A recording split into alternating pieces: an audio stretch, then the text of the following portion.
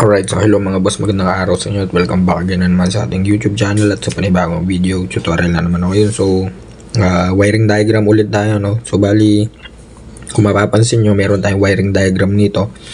At ako nabasa nyo na yung ating thumbnail, tuturuan ko kayo kung paano mag-install ng mini driving light with passing gamit ang isang relay.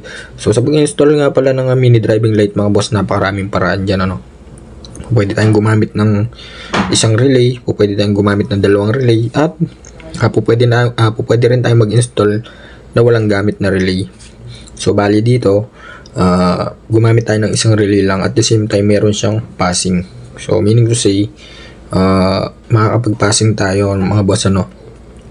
At super effective din naman itong setup na to. Yun, maraming nagsasabi na hindi raw maganda to, pero ayan, ako mismo mga boss, napatunayan ko na sa motor ko. Ayun, so bali hindi ko na patatagalin pa at umpisa na natin yung ating tutorial. Ayun, sa pag-install ng mini driving light with passing mga boss, ano, ang unang hahanapin natin dyan is itong ating ignition switch. Yan, ignition switch.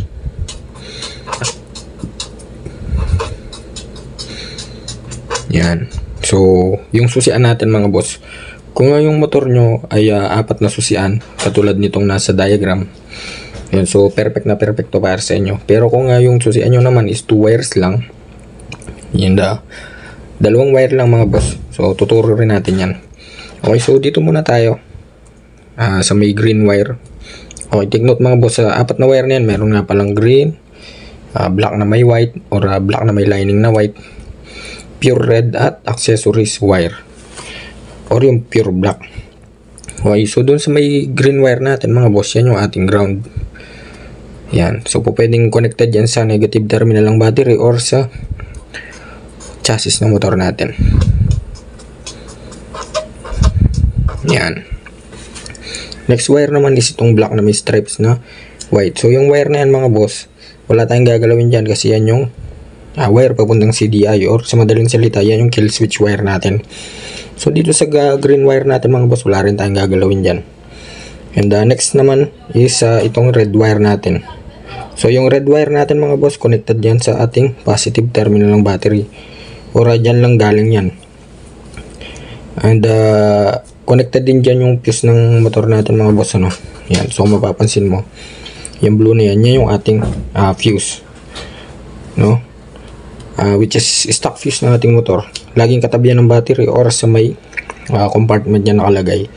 So wala rin tayong gagalawin dyan mga boss, kasi live yan.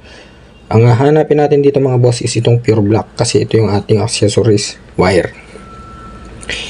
And dyan tayo magtatap mga boss, ano. Dyan tayo magtatap sa accessory wire. Sa accessory wire na yun mga bossing, tulad nga nasabi ko, napakarami ng connected dyan. Sanga-sanga na yan, napakarami ng sinusupply ng accessory wire na yan. Dyan connected yung headlight, busina, flasher, starter, at iba pa. So dahil nga mag-install tayo ng MDL gamit ang isang relay, dyan din tayo magtatap. Okay, so dito naman tayo sa ating relay mga boss. So sa relay natin meron tayong number 30, 85 pa nga pala to, no? Ayun, 85, 86, 87A at 87. So 5 pins yung relay natin mga bossing, ano. Hanapin agad natin yung number 30, yung wire number 30, and i-connect na agad natin yan sa may positive terminal ng battery. Siyempre, lagyan din natin ng fuse. 10 to 15 amps.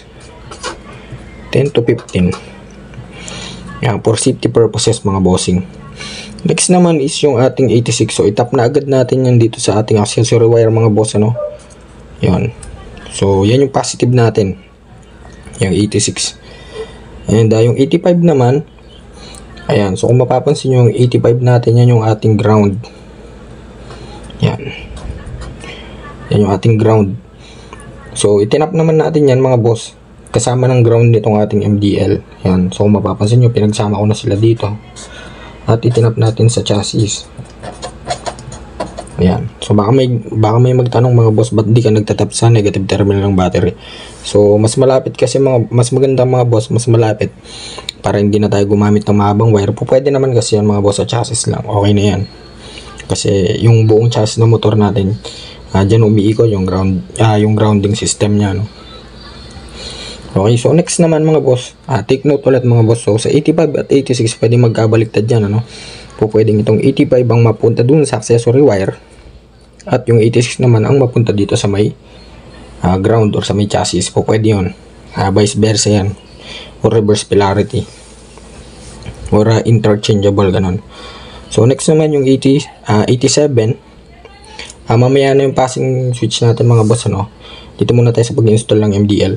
So sa 87 natin, ayan yung output. Yan, papunta na yan sa load natin. Yan, so kung mapapansin nyo, meron tayong domino switch dito. Yan, meron tayong domino switch. 3-way nga pala to mga boss, no?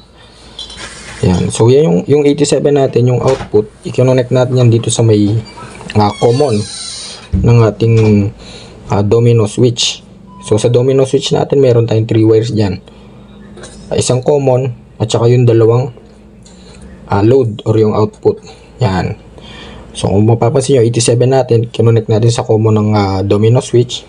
So kapag ka nag switch tayo, for example white at yellow, so kapag ka nag switch tayo ng white, ang matitrigger is yung imagine itong blue. Yan, so iilaw yung white ng ating MDL. So kapag nag-switch naman tayo sa yellow, lilipat lang yung source papunta sa yellow wire. Ayan, iilaw yung yellow ng ating MDL. So given naman yan ng mga boss, meron na tayong ground dyan. Ayun, kasama nung ground ng ating relay. Next naman, dito naman ngayon papasok yung ating passing. So sa pag-install ng passing mga boss, bili lang kayo ng passing switch. Napakamura lang yan sa mga motorcycle shop or sa online shop, ganyan, sa TikTok or sa Shopee. Napakamura lang yan mga boss. Siyempre discard nyo na yan kung saan nyo itatap or itatago itong switch na to.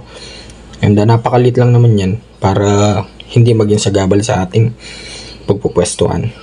So sa pag-wiring naman nito mga boss, hanapin lang natin yung 87A ng ating relay or yung pinakagitnang pin nya. So doon natin i-connect yung isang wire. Ayun, so kinonect natin dun sa isang 87A. Ayan, mapapansin nyo, konektado dun sa kabilang terminal. At yung kabilang wire naman, yung kabilang terminal ng ating passing switch, 2 terminals nga lang pala ito mga boss. Kumbaga, tatawid lang yung source. Ayan, kapag pinindot mo, lilipat lang dun. Ayan, so mapapansin nyo, yung kabilang terminal, connected na siya dito sa may yellow natin, sa yellow wire, kung saan kapag pinindot natin yung passing, iilaw yung yellow. So ganun yan mga boss, ano? Kayo nga palang bahala or discard nyo na kung itatap nyo ba sa yellow or sa white ng ating MDL. Ayun, so ganun lang kasimple mga boss, ano? Yan, ito kasi nga number 30 na to, kapag ka naka-off yung susi natin, pwede tayo mag-passing sa may ating MDL, no? Pwede kayo mag-passing. Ngayon kapag ka-inon mo, pagka na-trigger, pwede pa rin naman mga boss, kahit naka-off yung ating MDL, yung ating domino switch.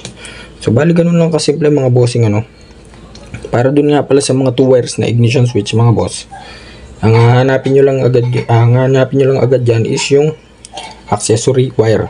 So lagi kayong makakita ng kulay red dyan. So kapag ibang kulay, so ibig sabihin nyo na yung accessory wire nyo. Basta sa may ignition switch yun mga boss, ano? Yun yung wire ng ignition switch. Sa mga Yamaha, kung di ako nagkakamali, kulay brown yung accessory wire. And sa mga Suzuki naman, kung di ako nagkakamali, is kulay orange. Ayun, so ganun lang kasimple mga boss. Napakadali lang. So bali hanggang dito na lang siguro at sana may natutunan kayo. At kung nagustuhan nyo yung video na to, so please like, share, and subscribe.